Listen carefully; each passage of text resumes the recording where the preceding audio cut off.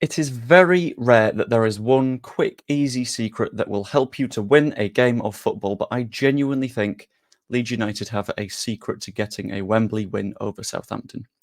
I'll be completely honest, we do go into the playoff final in a tough position. We lost twice to Southampton in the regular season, and in neither of those games we looked especially good, and we do need a little bit of a change in performance against them.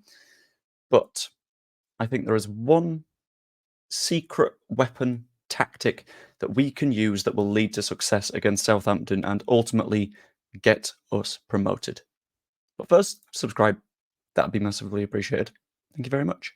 Aiming for 3,500 by the playoff final, so hopefully you can give me a hand in that. But back to the main focus. Leeds United's secret weapon. And in order to do this, I did something I don't tend to do, and I actually had a proper deep dive into Southampton's performances so far this season. And I looked at all the stats, all the data, the way that they visibly play a lot of the time as well, to sort of get an idea of what Southampton are, what Southampton do, and ultimately sort of the antidote to Southampton's form of football. And there are a few pretty big key trends to note.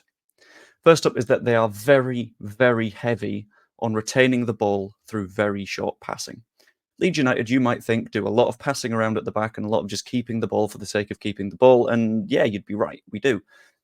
We've had 10,000 short passes this season so far. Not sure about the total number of passes, but I can easily scroll to find that information. Let's have a look. Yeah, in total, we've tried 26,394 passes, with something like 10,000 of those being short passes, which is completely fine. That's normal. By comparison, Southampton have had 15,000 short pass attempts.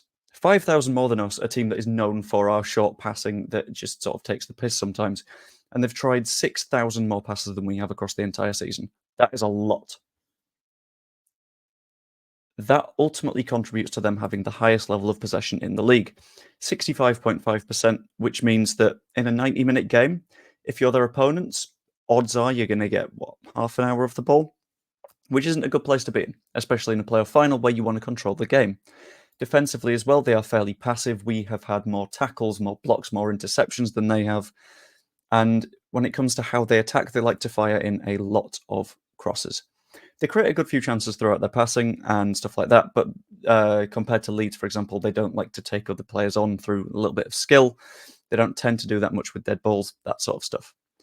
In essence, summarizing all of that, they like to suffocate the other side in midfield. They like to hold the ball, squeeze you back into your own half a bit, and cause you problems through that.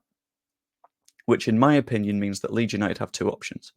Because that is also something that we do a lot of the time. We have Kamara and Ampadu who will, and Gruev as well, who will have the ball and sort of play it between themselves a little bit in midfield, squeeze the opponent back, and ultimately look for a chance.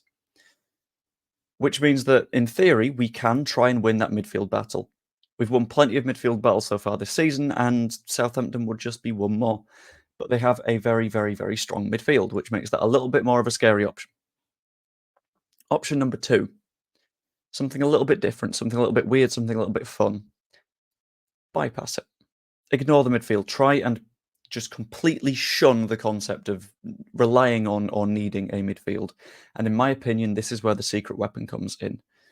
Secret weapon is a big word, but it's a fun word, so I've rolled with it. In my opinion, for us to bypass that midfield, one of the most important players that we have is Archie Gray. Because this happened a hell of a lot against Norwich. It's something that I noticed when I was in the ground and I was watching and looking for weird pattern things and seeing how's Daniel Farke adapted here. The number of times where Archie would pick up the ball maybe a quarter of the way onto the pitch and specifically go, right, I'll go outside. And he would cut outside and onto, play a nice 1-2 or play a 1-2 with one of the midfielders, and then suddenly he's in a lot of space in front of him, which led to a lot of chances. But it was a specific switch, because a lot of the time this season you would see Archie cutting inside, because that's where he felt a little bit more comfortable. In these specific instances, he would stay wide, he would try and cause a little bit of pressure for the fullback and their winger and keep the ball out of the middle of the park. And ultimately, I think we have the versatility to get that right as well. If Archie Gray pushes up, we have Gruev who can drop into defence a little bit. We have Rodon who can come across to cover.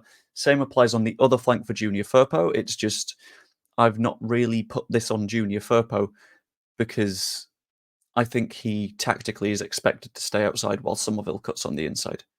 Nonto and Gray, I think, is the other way around. But what is the ultimate goal of this tactic? I mean, like, put simply, we all know that the ultimate goal of the game is to win. The goal is to go to Wembley, beat Southampton, get us into the Premier League. That's where we want to be. And that's where I think we will be if we follow this tactic. And the goals of this tactic include keeping the ball out of the middle of the pitch. It's very anti-Marsh ball, this idea. The idea that the goal's in the middle of the pitch, yes, but that's also where their midfield is. And their midfield has proven time and time and time again to cause problems. So we ignore it. We make sure they can't play with it. And sure, their players can come across to try and deal with you. But if they do that, then they've got less players in midfield, and that's when you can take advantage. Another goal of this little tactic is use passing triangles to make as much space as we can in those wide areas. If Nonto has time and space and can think, we've seen what he can do in terms of putting a ball onto Joel Pirou's head. That cross for the second goal against Norwich was incredible. And that's because he had the time to pick out his perfect spot, put the goalkeeper in no man's land because he didn't know whether he was staying, whether he was going, and it was brilliant.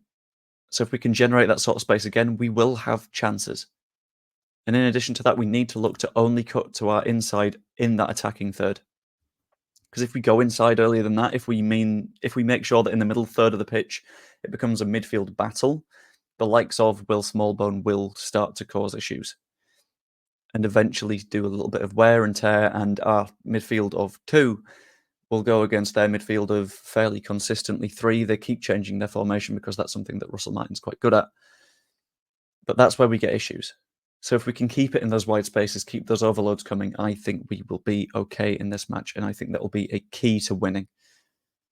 But ultimately, I do want to know what you think. Let me know in the comments down below whether you think this is something that we should look to do, whether you think we should try and like outnumber them in midfield, which I think is a little bit scary because they're a lot more familiar with that. Whether I don't even know whether we think that Fopo can keep that effective wing-back play up, whether we think that cutting inside could actually help, whether we think, because similarly, this was also happening with our playing long balls over relatively consistently, because that's how we got the third goal.